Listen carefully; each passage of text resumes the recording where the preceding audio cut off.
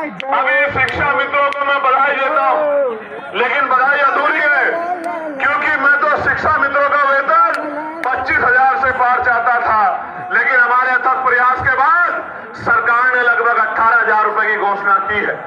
प्यारे साथियों, अभी तो शिक्षा मित्रों की बात आगे बढ़ी है, अभी तो लड़ाई पीआरडी के जवानों की बाकी है, होमगार्ड भाइयों बहनों की बाकी है, भोजन माताओं की बाकी है, आशा आंगनबाड़ी बहनों की बाकी है, पंचायत सहायकों की बाकी है, रोजगार सेवकों की बाकी है।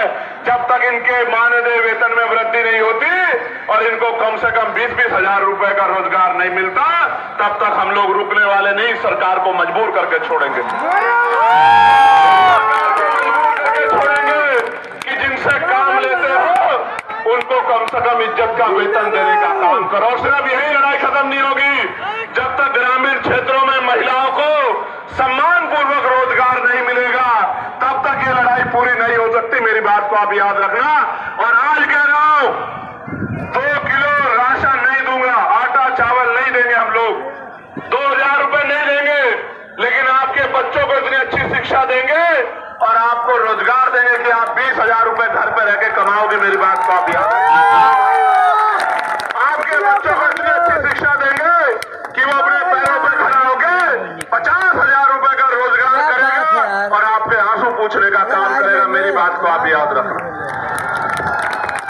प्यारे साथियों, उत्तर प्रदेश के हालात बदल रहे हैं, उत्तर प्रदेश के हालात बदल रहे हैं और एक तरफ तो नीले झंडे वाले बाबा साहब अम्बेडकर के अनुयायी, फूले साहू के अनुयायी घूम रहे हैं, दूसरी तरफ कुछ बहरूपिये भी घूम रहे हैं। और बहरूपियों को कैसे पहचानना है, बहरूपियों को कैसे पहचानना है, तो उनकी बातों पे गौर करना पड़ेगा। एक नेताजी तो विधानसभा में खड़े होकर कहते हैं, हालांकि मैं इस भाषा को नहीं यूज करना चाहता था, लेकिन मुखौटे तो उतारने पड़ेंगे, बिना मुखौटे उतरे काम नहीं चलेगा।